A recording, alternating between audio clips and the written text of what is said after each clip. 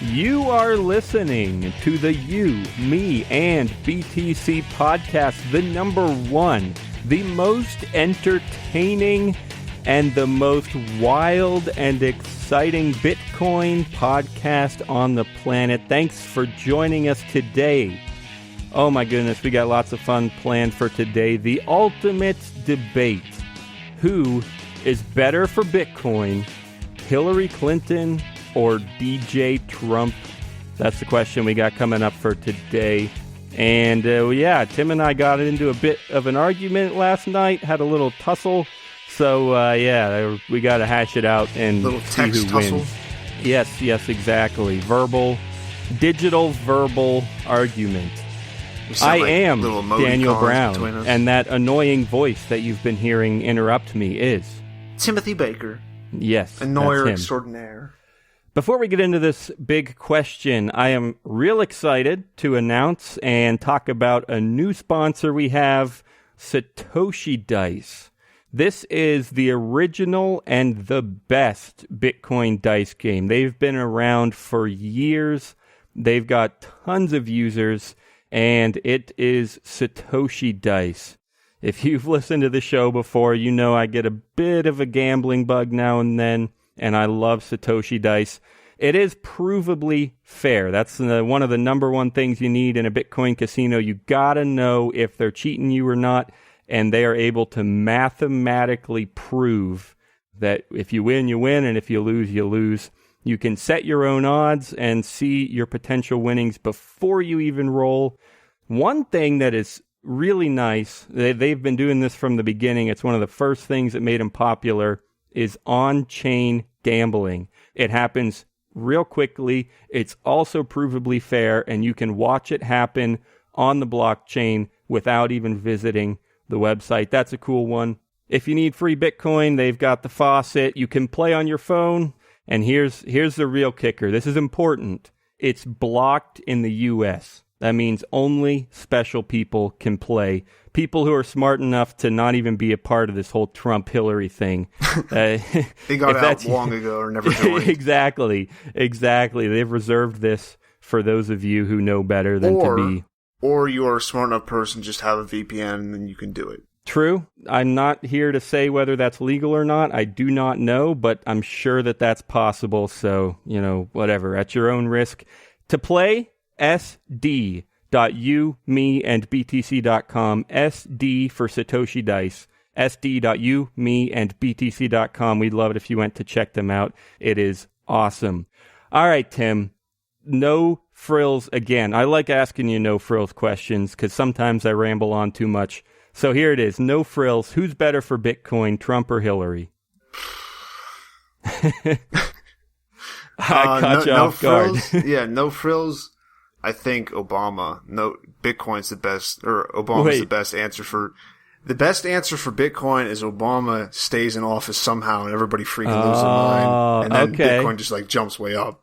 I mean, that wasn't an option, but it is definitely an interesting possibility. That's always the best way, because you can't answer a wrong question, like a yes or no, if you just come up with a maybe, or a third option.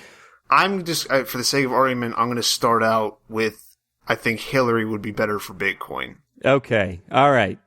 So then maybe that brings in what we were maybe kind of arguing about last night, although neither of us was really making much sense. But do you want to bring that in here? Well, what was going down last night? What was I saying? This is bad. I'm allowing you to say what I was saying, so you could twist my words. Daniel was saying all kinds of things. He was saying all lives matter. He was just texting it to me over and over again. Every single time I was like, but it's terrible. And no, Daniel was making the argument that Trump, as far as when we look at this, we're not, when we say the best candidate for Bitcoin, we're not saying the best candidate to lead the U.S. government because we're hoping they don't get control of Bitcoin. So more we're looking at is who's going to run this fucking machine to the ground quicker, or at least make it limp along so Bitcoin starts to go up. Daniel's point is that he believes Trump is going to would be quicker to bring the system down, versus because he's seen as a radical and outsider, someone who's going to get stuff done, versus Hillary, who's seen as establishment type and a little bit more not. She's like more conservative to a statist viewpoint. She's not conservative as far as, well, I mean, technically she is, because liberal and conservative at this point don't really mean that much. True. But yeah, that is weird. But I think it's the right word. It sounds weird, but I think it is the right word to say that Hillary is more conservative politically than Trump. Trump will go out there and he doesn't care about political correctness, and he'll say whatever he wants, do whatever he wants. He'll be liberal with his words and maybe his actions. I guess that's part of the question is it just words, or is he actually going to take some pretty crazy, wild actions? But on the other side is Hillary, who is just going to be, what I think, you're not even going to notice if Hillary is president. It's just going to be same old, same old. Yeah, they'll pass some dumb bills here and there. They might get health care through. They might do Common Core stuff. And, they're going to argue about it, whatever. And then there'll be a new president after 4 or 8 years. I don't think you're going to notice any change if Hillary is president. But I think you gave a pretty fair assessment of my view, Tim, which is that Trump will, I don't know, I think there's a decent chance that he could run things into the ground faster. I think there's a decent chance that he could start a much bigger war than the war on terror that we've been in for 15 years or whatever now. I think there's a chance that he will rile up the people, his own people, a lot more. I could see riots happening if he decides to do X, Y, or Z. I don't know. That's kind of what I see, but you think that's unlikely, Tim? I don't think that happening is unlikely. I think that that's not something that's going to deviate from what normally occurs. Like, we're going to need a war from somebody. Hillary's pushing for stuff like a war against Russia versus Trump. I think, I mean, he does go back and forth, but Trump is more someone who is going to say stuff like, we got to bring the troops home, which doesn't really mean anything, because then in the next sentence, half the people say that we still need to defend our borders by having bases everywhere. But at the same time, like, the war on terror works completely fine, it seems, for Trump. And the war on terror is great for them, saying like the war on drugs is great because it's a war on your people. You can do whatever the fuck you want. Same thing with war on terror. You can't ever win or lose that. We haven't been in like a declared war since World War II. Everything after that has been a policing action, and this is just one step removed from a policing action. This is even less like this isn't even like official policing action. It's just there's all this stuff out here that might happen. So why don't we just make a bunch of laws to help us stop doing stuff? I think if you're going with a conservative viewpoint, I think are going to need something else. And Hillary, I think, has a little bit more of the that, like, she's a politician. Like, if she, I mean, this kind of goes into where I would argue that a president doesn't change that much, but I mean, you can see where politicians do get some stuff done, even if it's not officially. Like, you can look at how many people will go and talk about Hillary or stuff like that, and then they'll just kind of end up dead. So, I mean, I'm not going to say anything bad right now, Mrs. Clinton. I love you. You're gorgeous. Yeah, no, you're amazing. I love your little stutters you have on camera and the whole like passing out thing. But and I do kind of understand like the whole like you look at Trump and everyone's saying like, oh, he's anti-establishment. He's going to come at things differently. He's going to do stuff differently because like half of the country are the ones on Twitter posting racist frogs. They're now like. I saw a video the other day of some dude who has a Pepe the Frog tattoo, and he's like, I don't know what to do. It's on his wrist. He's like, I have a hate symbol on me now. He's got to get, shell out the $4,000 for removal. Yeah, just like, I don't want to look like a race. He's like, I don't know what people are going to say, because you're probably going to get these like people watching CNN and be like, oh my God, this son probably, he goes out and kills people. It's like someone who like, got a swastika tattoo before they were associated with as much bad stuff as they were. Yeah. Like, like a 16-year-old before World War II who's like, I'm going to grow up and join the army. Woohoo. And now he's like 70 or I guess much older than that. I don't know how many years it's been, but he's like, I swear I'm not a neo-Nazi. I swear, please. Is that my, but yeah. So, what was I saying? Well, I got distracted by Pepe the Frog. Yeah. We were still on kind of whether presidents get stuff done, whether how actively a specific president, like, I guess what I would say, the way I'm looking at it is like, what's different that's going to happen when Trump's president versus, like, I feel like the same thing's going to happen no matter what, because it's not necessarily the president making the decisions. It's going to be someone above them. And if the president goes against them. I know what you're talking about how they're pretty much just puppets, right? I mean, they do what their donors say and what will get them more popularity and more money and stuff. Is that what you're getting at? Yeah, that'd be where my argument would be. Okay, so because you brought that up last night too, and part of the reason I tried to just dismiss that is because I don't care who's calling the shots. I don't care if they're just doing it because their donors say so, or because, some secret conspiracy round table of death bankers Illuminati is trying to tell them what to do. I don't care why or who is calling the shots. I still think that Trump is going to piss off more people, including his own people. They're going to make people mad at him, mad at the government. More, yeah, you're right. People got super mad at Obama in protests, whatever. And people, didn't follow much at the, when I was. Yeah, when you were back then, it wasn't as much of a thing in your mind. Is that what you're trying to say? Yeah. Well, I was going to say all the way back with George Bush. I mean, yeah, I watch the news now and then. How long? And 2004, right? He was, elected in 2000 for the first time. Yeah, you're right. Yeah, but anyway, the point is, yes, people protested, and yes, wars happened during, recent presidencies, but I still, maybe it is just the internet inundating me with this Trump is crazy stuff, whether they're saying he's crazy good or crazy bad. Yeah, you're right. The whole internet says Trump is crazy, and it's, probably not the best life philosophy to be trusting the internet.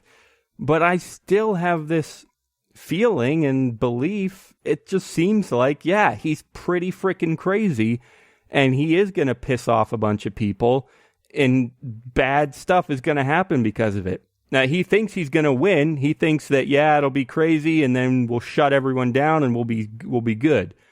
I think it's going to be a lot crazier for a lot longer. And I don't know. I really do. Regardless of who's calling the shots, I think he could do it a lot faster. I can see where you get that as far as foreign people. Because, like, how we view another country, like, until you've been there, you kind of just go off of what you've seen in movies or seen, like, in the internet. So you just have this idea, like, Russia, it's just a bunch of crazy people driving in snow, getting in accidents, and then fighting by pools. And so you can, like, you hear, like, people in other countries talking about Trump. They're just like, oh, all you Americans are insane and everything. My point, I guess, about Trump is I see him more as a talker. Like, everyone wants to say he's so much worse than what Hillary's done or what anyone else has done. Like, he's a racist, he's a bigot, he calls women fat.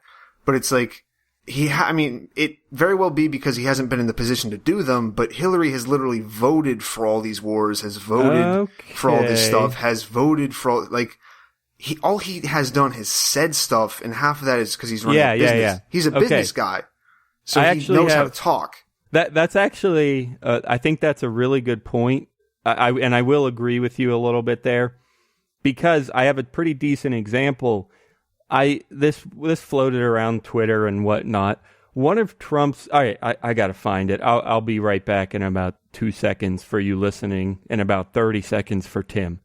All right, here, I found it. I'm back now. All right, I found this quote, a good example of how you're right, Tim. Trump is just a talker. And this one kind of blew me away. I mean, people always say on the left and the right and the middle or outside the paradigm, whatever, everyone always says that, oh, politicians are dumb. They just talk through their asses, whatever. Like, everyone always says that, and it's kind of true. But in this case, it was just so disgustingly obvious. And like, what is the point of any sentence in this quote here? And here it is. It's Trump on cybersecurity. Quote, I have a son. He's 10 years old. He has computers. He is so good with these computers, it's unbelievable. The security aspect of cyber is very, very tough. And maybe it's hardly doable, but I will say we are not doing the job we should be doing. But that's true throughout our whole governmental society. We have so many things that we have to do better, Lester, and certainly cyber is one of them.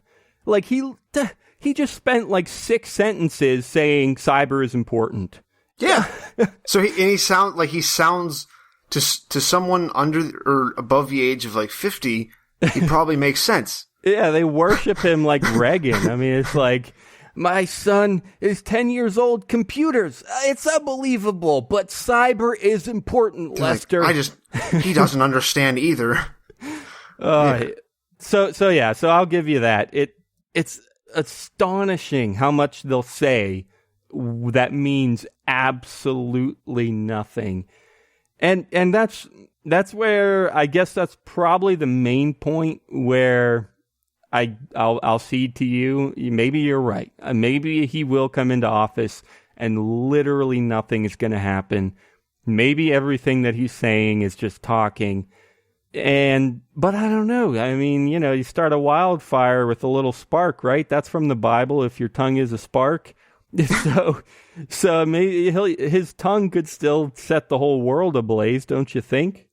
I mean, we've already kind of set the world ablaze. I mean, you can argue all you want, like, don't put this man in control of nuclear weapons. Oh, wait, so we don't just keep on just droning children around the world just randomly? I wouldn't want to kill a bunch of people at one time. That'd be awful. But as long as we do it in like 60 people increments each day, that's cool. Yeah, I chuckle because of the way you say it, but it's not really that funny. No, I mean, it shouldn't be. Like, people are scared of... Actually, people use the quote you used too. They're like, he doesn't understand security either. And then you look at the other side and she's fucking just leaving emails open. And people are like, no, she just doesn't understand. Ladies and gentlemen, Satoshi Dice is without a doubt the original and best Bitcoin dice game. At sd.umi and btc.com, you can sign up in seconds, set your own odds with the slider, and instantly start rolling the provably fair dice. You can even gamble directly on the blockchain. It's trusted, it's slick, and it's an absolute blast. Explore the dice game that started it all and win big at sd.umi and btc.com. But I get, like, Trump being the talker thing, I think he does it almost, like, they all do it, and they all don't ever really answer a question. But when they do, it's just like, it's like, that's impossible. We're going to provide, even like Bernie, just free college for everybody, and I can't do his voice at all. But Trump almost does it in this like way it's like halfway transparent. So like every time I look at him, I'm like, dude, you know what you're doing. You have to. And well, exactly. Isn't that what makes him different? Is he knows that it's all calculated. He knows that it's all a joke, and he doesn't care. Like, doesn't that make a difference? I don't think that he feels that the presidency is a joke, and like as that goes, I don't think that he thinks like politics are a joke or the system.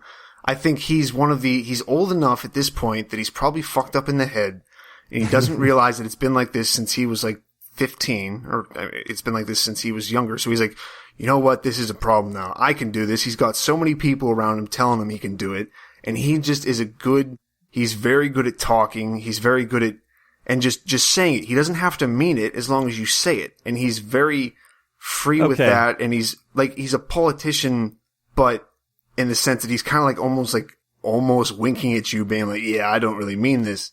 And then everyone like takes everything he says seriously. Like, oh, he's just going to bomb all the Muslims. I'm like, well, we're already doing that. So, but they're just like, we can't do this. I'm like, we're already doing way worse stuff. So what he does, if he even did the worst of what he says, it's still probably not that bad compared to what we're actually doing. I guess that's true. I mean, yeah, building a wall is not as bad initially, is not as bad as droning Muslims or whatever for no reason. That's true, but I think the idea is that if he built a wall, things would escalate, people would get mad, and then we'd start droning Mexicans too. Maybe just like stuff right like along that. the border. Do you think there'd be much of a difference between there being a wall versus how there's a fence in parts now? No.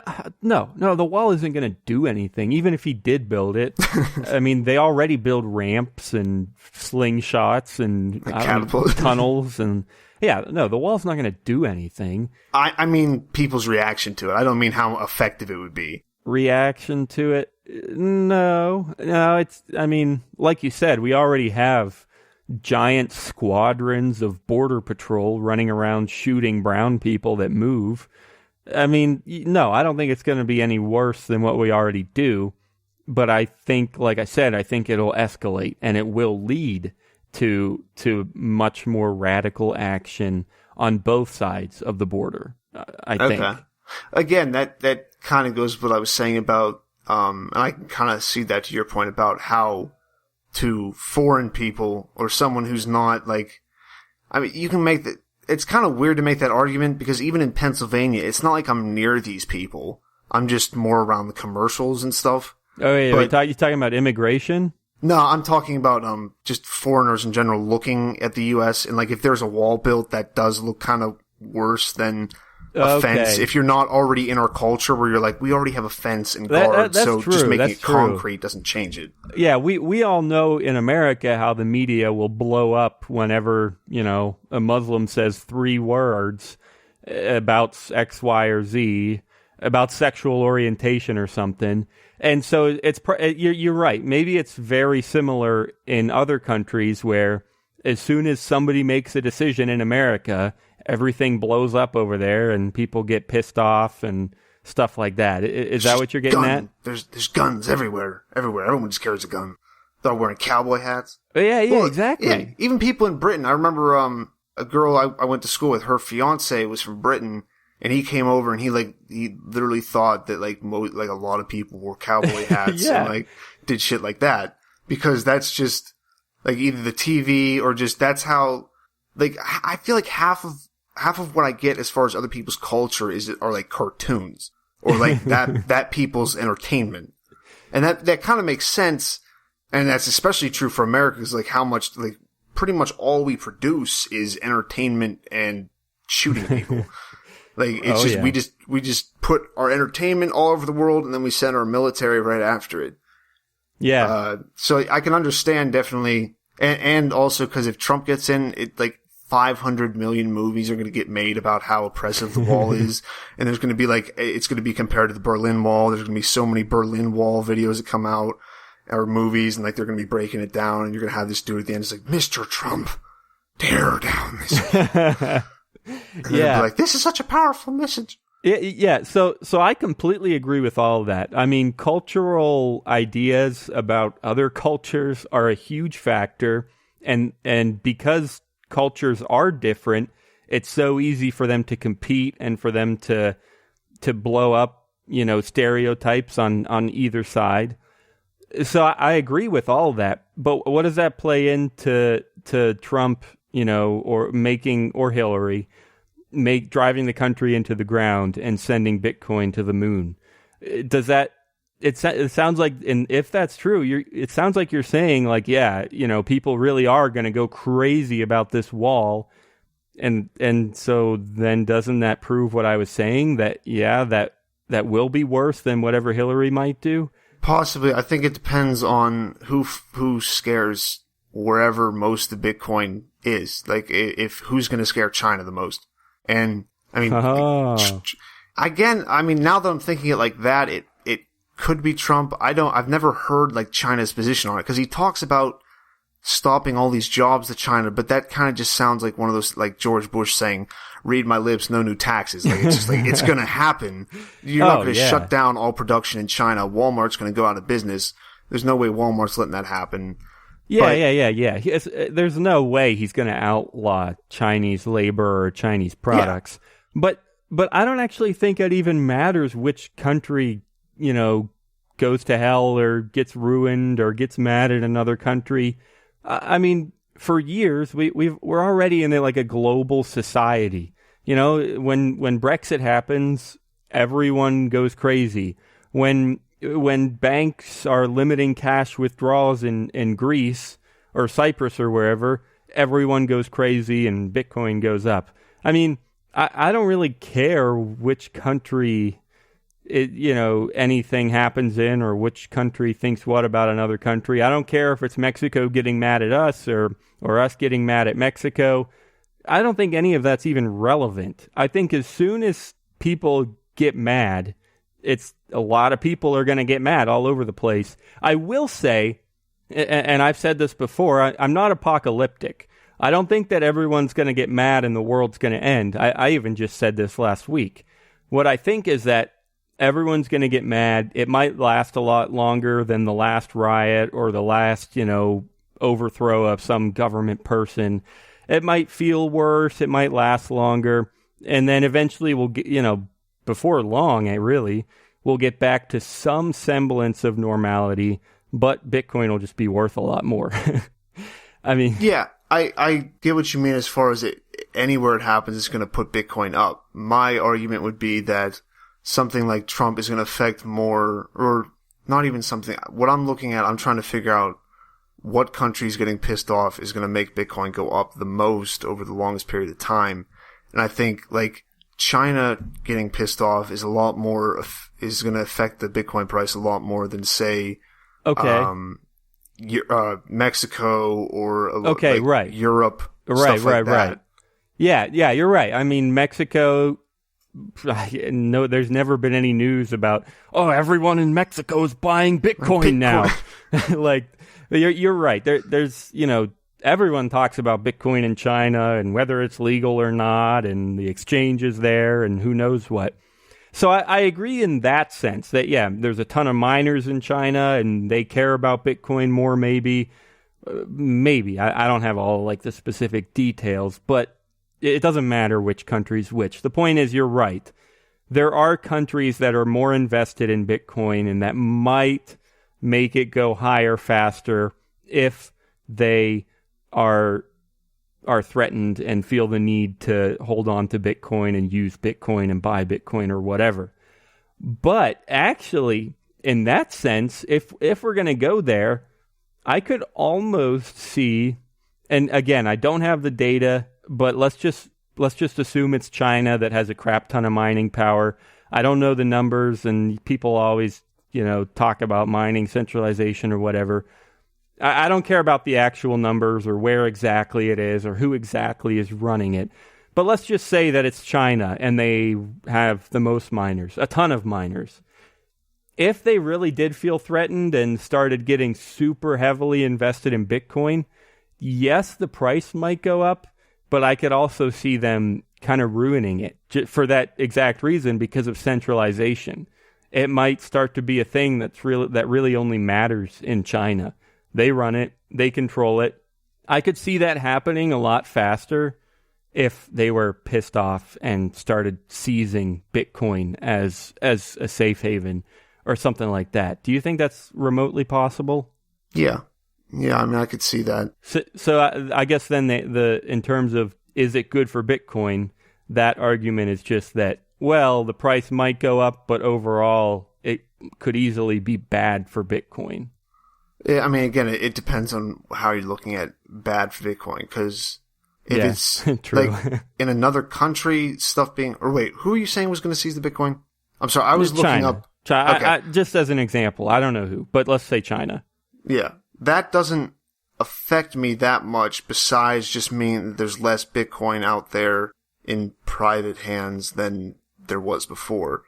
So true. Yeah, bad for Bitcoin, because if you said it could make the price go up, and I think that's right. Well, mostly what we're I looking meant at as by far as bad this for goes. Bitcoin is if I guess if they were able to get enough mining power that they could, a 51% Yeah. attack, or at least a really heavy influence on Bitcoin, Yeah. that I think would clearly be bad. But there are a ton of Bitcoiners that would argue that that's impossible.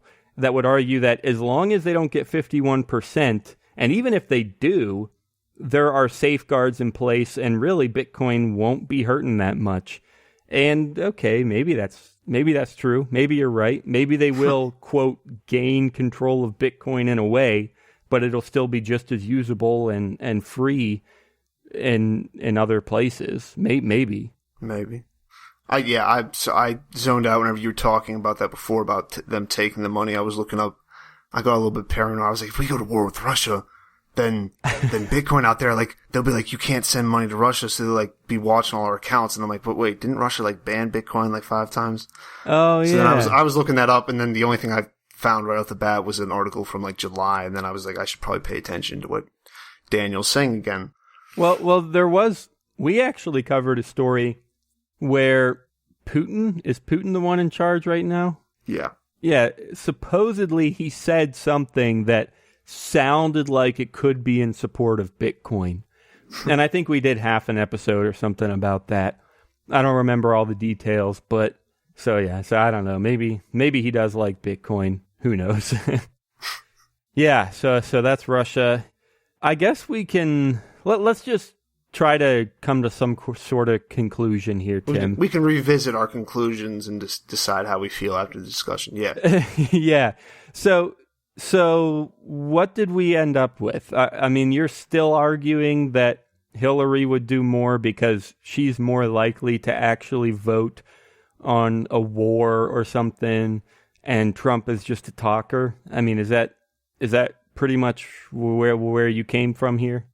Yeah, I'd say I'm still leaning that way. I do. I mean, I was thinking about it too, because like we said, this Daniel started this on me like last night when I was drunk, and I was just like arguing with him until like 4 a.m. in the morning. Oh my gosh, he sent me like 6-paragraph text messages. I was like, no, you don't even understand the political process, Daniel. I was like, this is a joke. He said, I didn't mean to do this. I'm sorry. I thought we were better than this.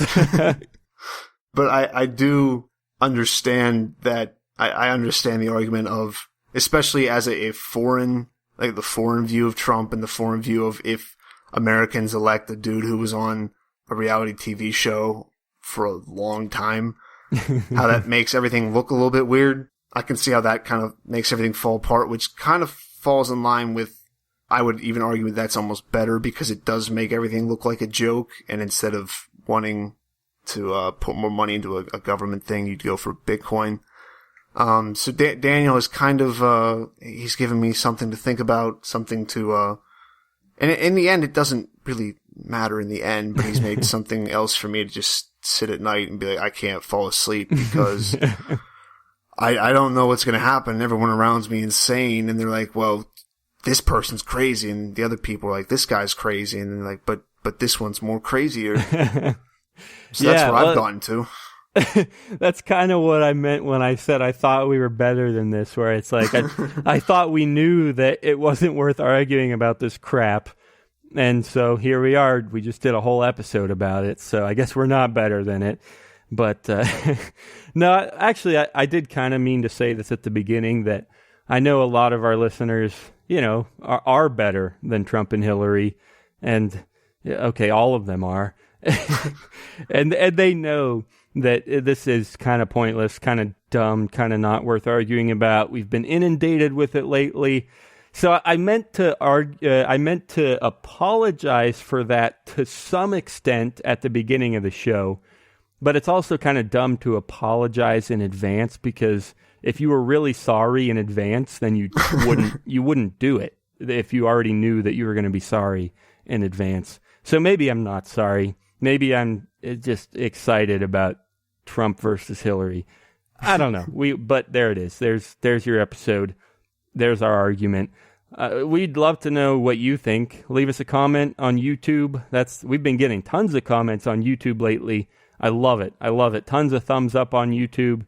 And if you want to subscribe, you can totally do that. But if you're somewhere else, Spreaker, or just follow on Twitter, Facebook, whatever, you, me, and BTC, just search for us. You should find us. But before we wrap up, we're about done. But before we wrap up, it is time for the best segment of every week, the most important segment of every week, Advice of the Week. What is going to change in the next 7 days that you did not know about or think about? What proverbs do we have for you that's going to change your behavior for this next week? What do you got, Tim? I mean, I definitely have a proverb. I shouldn't introduce it like that, but fuck it. Anyway, this last weekend I went up to Columbus and saw a comedy show.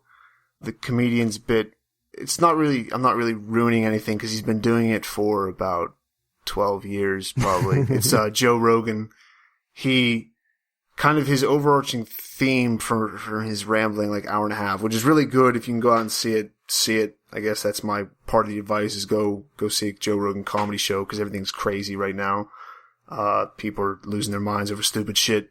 Go laugh. But he says, like, everyone takes everything so seriously. They're freaking about Trump versus Hillary and all this stuff. And then no one thinks just sit down and you just go, we're fucking flying through space on a rock. We're in a fucking convertible in space. The universe is above us. It's all around. Nobody has any idea what's going on. We're just spinning around this fireball in the sky that if you look at for too long, gets you blind. If you don't have it on you, you get sad, and it's trying to give you cancer. So quit taking stuff so seriously. Don't be fighting people because they support a different politician. Don't punch someone because they have a different sports team. Everyone just be a little bit less of a dick. We're out in space, lost on a space, like a giant terrestrial spaceship. So there you go. Man, that's good stuff. I don't know if I can top it. I mean, actually, it's my one time of actual good advice. Honestly, I actually don't think I'm going to try. I don't want to ruin the vibe right there. So I'm just going to reiterate that and say that I completely agree. So some of my favorite moments in life are just sitting on the porch with a cigar, just thinking how crazy that leaf is over there. So it's crazy, and sometimes crazy can be good and crazy can be bad. But when it's as crazy as a leaf or a tree or a lamppost, when it's that crazy, because obviously that's freaking crazy, it's mind blowing, insane, man. When it's that insane, you realize it's kind of cool, it's kind of good. Let's relax some. Let's stop taking stuff so seriously and just think about crazy stuff. Because lampposts, no joke, they can be pretty crazy sometime. They're crazy, bro. Oh, man. All right. I guess that's about how we're going to close it. So thanks for joining us today, guys. Make sure you check out Satoshi Dice, sd.u, me, and btc.com. We'd love it for you to give them a shot. And we'd love it for you to come back next Thursday. John might be with us again. I don't know. He's been busy lately. But if you miss him, come back next Thursday and you might have him back. Or you can just be listening right now for the music that you're hearing, which is his. Maybe that'll tide you over and make you feel better for him not being here. He's here with us musically and in spirit. That is John Stewart's amazing music. Thanks for that, John. And we will see all of you wonderful, gorgeous, exciting, crazy people next Thursday. Peace. Bye-bye.